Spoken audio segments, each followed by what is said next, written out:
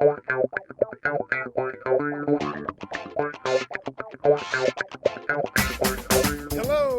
and welcome to the African Tech Roundup. This is episode 30 for the week ending Monday, November 9th. On this show, we round up the week's most important technology, digital, and innovation news from across the African continent. My name is Andile Masugo, and with me, as always, is my co-host, the homie, Defo Mohapi. How are you, my guy? I'm good, man. How are you? Excellent. Heard you on air last week debating the whole notion of Africa rising, man. Where are we at with that? I was still asking for who? I suppose the one thing that does rise is hot air. You smell a rat. Oh, yeah, but Daniel was quite interesting too. And then the Huawei launch, launching a fancy phone. You went to check it out. All I want to know is it as good as Apple? No comment.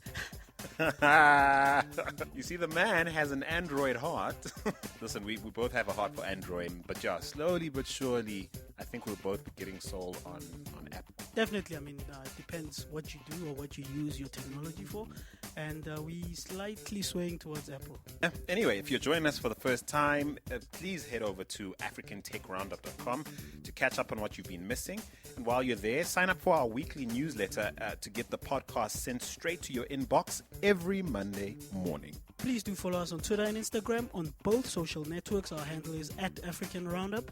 And we're also on Facebook like everybody else. Check us out at facebook.com/African Tech Roundup. There's dope behind the scenes stuff we share on social, especially Instagram, as well as candid commentary I'm sure you'll find interesting when you visit us on those social networks. So follow and like us already. Now, in terms of the discussion we'll be having a little later on, we ask if there's something in the water in Nigeria, or at least something in the water tech startups are drinking, because startups in Nigeria seem to be struggling at the moment. So we'll unpack some anecdotal data around this to determine if there's cause for alarm. But first, this week's African Tech Roundup is brought to you by Imagination Info Solutions, the information management and consulting company that helps business people make good, solid, data-driven decisions that impact the bottom line. Now, Imagination creates business tools like visual dashboards and reports using Excel Power Pivot that enable you to run your business with more clarity and insight. Here's Imagination's MD, Richard Bezadenhout, explaining what you can expect when you offer them a seat at your strategy table. The way we deliver our service to you is through a frictionless engagement in which we learn all about you and the problem you are wanting to resolve. Understanding numbers and the data is just as important, but our solutions are not crafted for technical people. They are crafted for business users as an extension of who they are and to answer the question that everyone asks, is this going to help me? We have a high-touch engagement, so you know daily what we are working on, any issues we may uncover, what needs to be done to resolve those issues, and the way the end solution will look like long before the expected delivery date. Most of our projects are done within just weeks, so you don't end up losing that excitement of having something new to work with. Now, if that sounds good to you, visit imagination.co.za right now to find out how you can start spending less time sorting through and extracting your company's data and more time using it to make your business rock. That's e-imagination.co.za.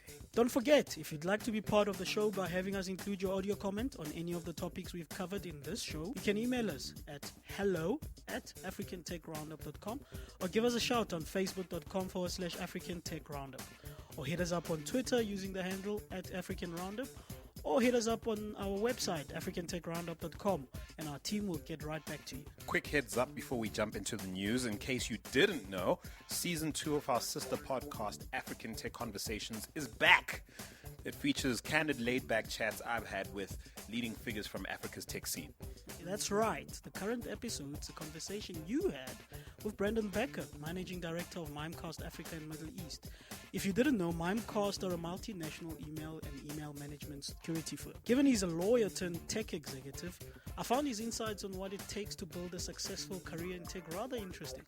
Me too, actually. You can catch my conversation with Brandon Becker as well as the complete back catalogue of conversations from Season 1 of the series on conversations.africantechroundup.com. That's conversations.africantechroundup.com. And again, subscribe for the African Tech Roundup so that future episodes get sent straight to you. Exactly. And now, on to this week's news. Now, first up, Facebook has just relaunched PowerPoint slideshows as a low-cost marketing gimmick for Africa. And in a very original move, they're calling that innovation Yes, you guessed it, slideshow. Yeah, innovation. I reserve my comments on that word. Anyway, what is this Facebook slideshow? In case you missed it, Facebook says that it's creating this Facebook slideshow because people connect to Facebook using different connection speeds and different devices from the developing world, including Africa.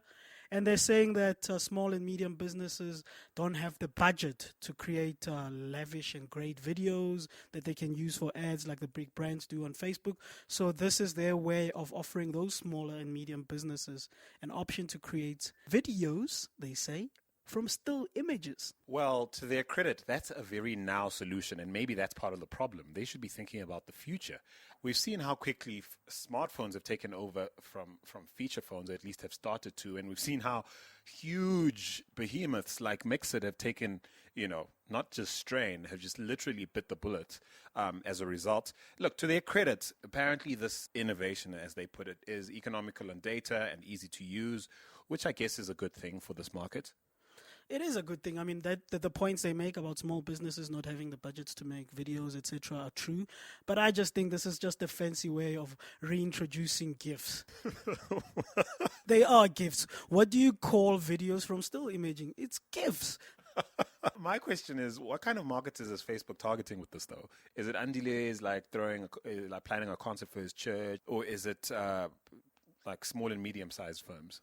They're saying small and medium-sized, and I also still don't see how small and medium. I guess it will work in some. Look, I don't have all the knowledge of how people operate in various countries, but I'm trying to imagine what a small and medium business, what use they'd have for a video from still images or a GIF. Look, there's something to be said for the criticism that Facebook has fielded of late in its attempts to try and create these so-called light products, or light solutions for developing markets. I don't know if that's such a hot idea. Perhaps it was 2 years ago when we thought feature phones were going to stick around for a while. Perhaps they, in retrospect, might realize that they might have wasted a little too much time and effort in trying to do this. I think, to give them a bit of credit, they've already, if I can put it that way, cornered the smartphone market with their product. So it covers very well people with smartphones, Apple iPhones, your high-end Android phones, etc. So they feel that they're catering quite well for that market. So they're trying to bring on the next 1 billion or 2 billion of people who don't have those phones onto Facebook. And then probably as they upgrade, Facebook's already ready to absorb them. Okay, so it's like a greenfields project that... Okay, that makes sense in that context. Well done, Facebook. Wow, you flipped me real quick. Well, it's still a GIF. Okay. Well, moving on now. It's been reported that infighting between the founders and various other key stakeholders at Kenyan cloud hosting firm Angani has left some of its clients high and dry and threatening to sue. Now, what does Angani do exactly? Look, there's a big problem, depending which way you look at it, of a lot of the data, a lot of the websites on the continent are actually, even though they provide on content for the continent or services for the continent, are actually hosted outside the continent. So not only does this present a security risk, it also, you'd ideally like content and information and data about the continent by the continent's organizations to be hosted in the continent. So Angani came about and said, this is a big problem. We're going to do some cloud hosting and offer local data centers where you can host your data in Kenya as a start. Except the founders would then go ahead and have a fight, and word is someone had passwords to this thing, and another guy had passwords to that thing, and this guy didn't want those passwords, and now poor clients in between can't access their data that's hosted by them. Yeah, interesting enough, they were quite well-funded. There's been some money pumped into them at the C stage. Talking of the password story, I think it's one of the founders, Kariuki, was ousted from the company, and he's currently in court fighting the company he founded with Mutia. So Mutia has been put in as the interim CEO or permanent CEO by the rest of the shareholders and the funders, and Kariuki is busy in court fighting why he's been ousted. Now, it seems, and it's not been confirmed yet, but reading in between the lines, but I'll use the term allegedly, it seems allegedly that they both had login passwords to the administration portals for their different servers and data centers. And as a result, allegedly, and it seems that Kariuki has disabled some clients as an act of allegedly sabotaging Angani. Thus, some clients are left high and dry. They don't have, their sites are down. And some clients are operating. I know, I was joking about it earlier. This is a pretty big company, relatively speaking. In startup terms, it's certainly bigger than most that lay claim to that title. And quite unfortunate. It makes me think, what should founders be thinking about now before they get as big as, say, Angani is? And with the potential to make all this revenue and attract all this investment. And I can imagine disputes in that context can just be crazy. So what can a founder do now? What can founders do now to, safeguard their interests jointly within the firm and the interests of the customers they serviced to avoid things like this? It's quite embarrassing, I think. Very simple. Work with people that you like and trust. In terms of, this is a case where Kariuki, from what I gather and read and speak to people, was ousted because there was a disagreement within the company, with investors, etc., and he was ousted. So they couldn't reach an agreement. So clearly, from what I'm reading, it seems like they weren't all on the same wavelength in terms of what should happen in the company or how to solve, if maybe there was a problem with Kariuki, they weren't on the same wavelength in terms of how to solve it with him. So they ousted him, which is a very drastic measure to do to a founder. And I can imagine, founders, you started this thing from scratch, etc., and just getting kicked out must be very painful. So I think you want to work with people, even investors. Don't just take money for money's sake. Work with people you really want to work with, who are on the same wavelength with you. And hopefully he's on some sort of Steve Jobs trajectory where, he leaves the company and he comes back. That would be nice. That would be nice. And then everyone holds hands together and sings Kumbaya in Swahili. Yeah.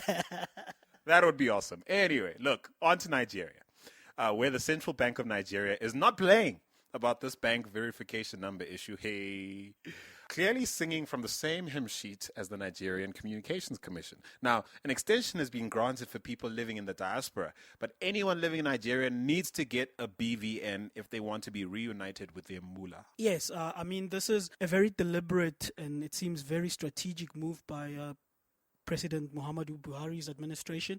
It first started, as you say, with the Nigerian Communications Commission, where they were clamping down on pre-registered SIM cards, and now they're clamping down on unverified bank accounts.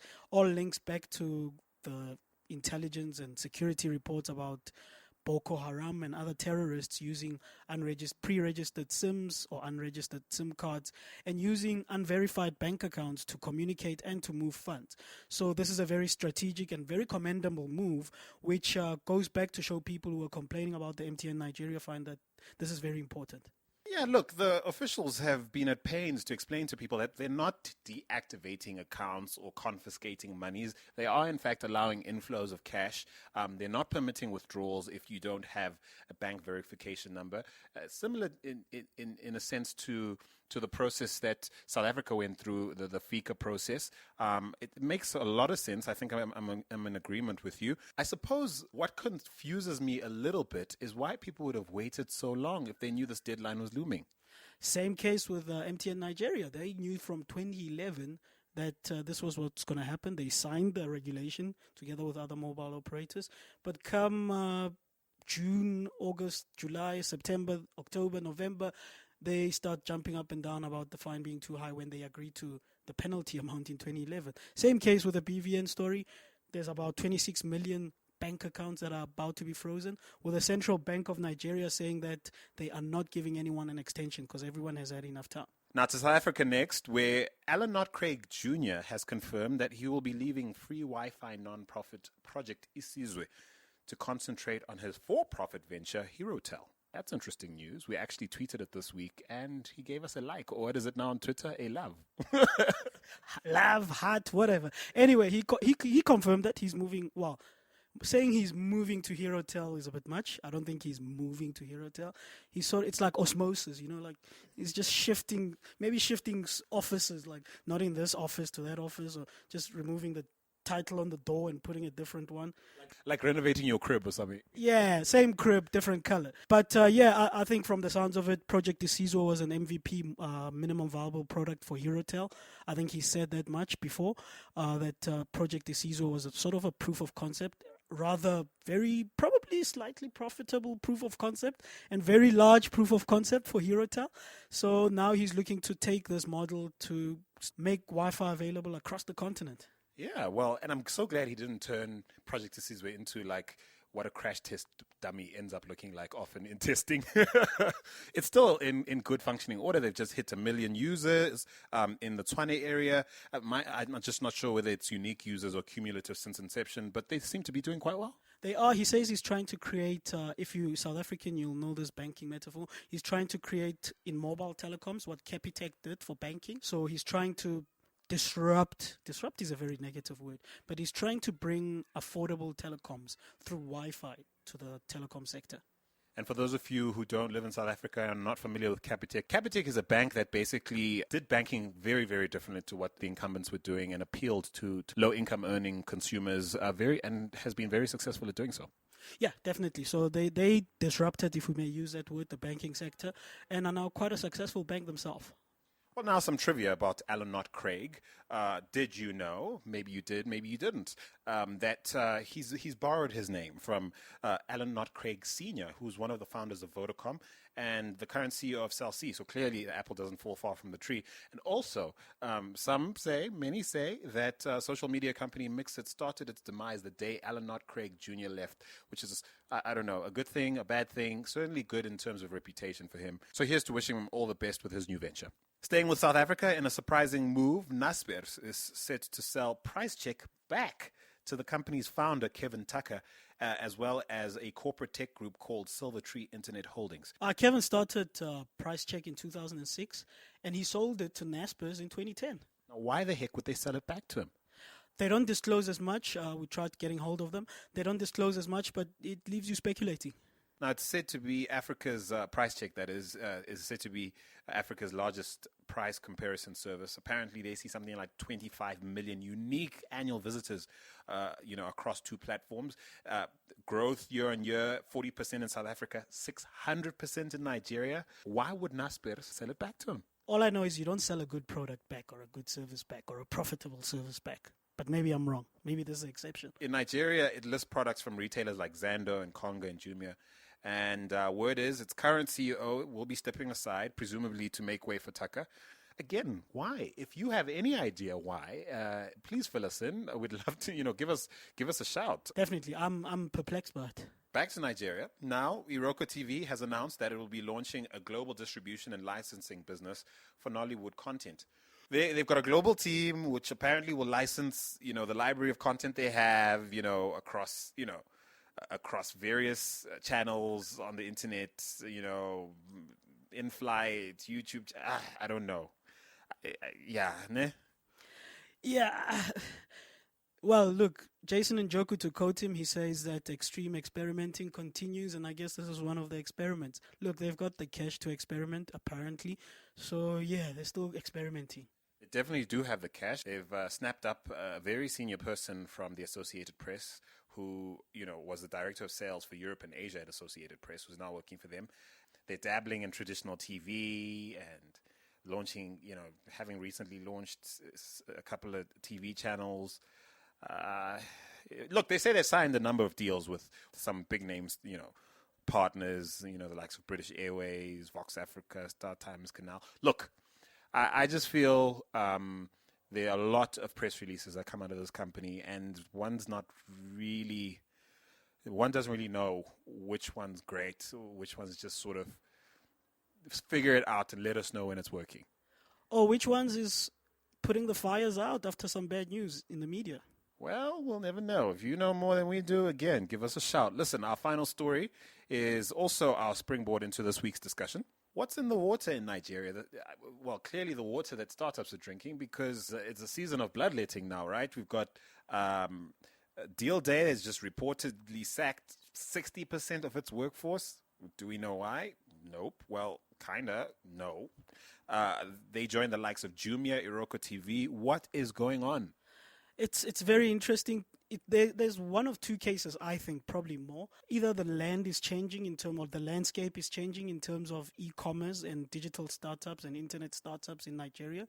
They're starting to realize that what they thought was the way forward is not and it's starting to change, or they're just in trouble. Or maybe this is all very normal, and perhaps because we have so few, they are under the microscope and we're looking so closely at them, there might be bloodletting like this happening all the time in Silicon Valley.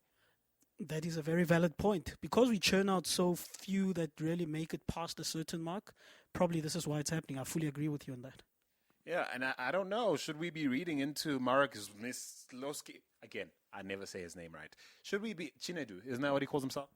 Chinedu, I think that's better.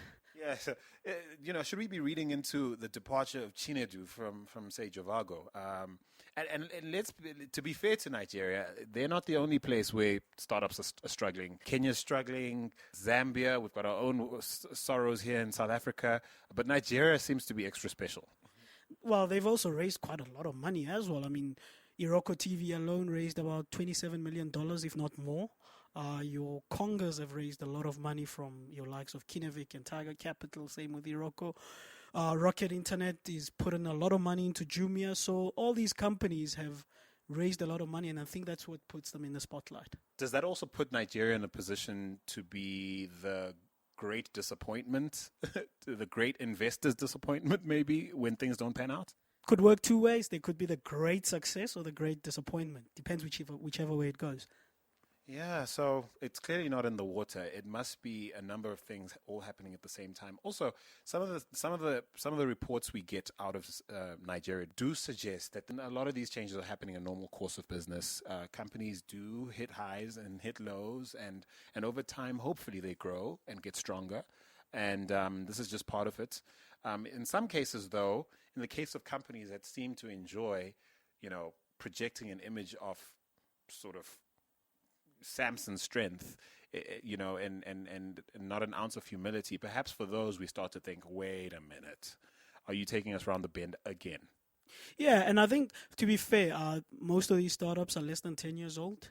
I'd be surprised if any of these. So there's a lot of experimenting going on, probably some pivoting along the way, changing in business models, experimenting with different business models, realizing that the initial target customers are not the ones you want going forward. So there's a lot of change in the early years of any startup. So yeah, to be fair to them, it's still early days. But as you said earlier, because we don't churn out so many successful or so many large startups that absorb so much funding, we get to hear about a handful. You actually made me think of something. What do you think Naspers looked like 10 years in?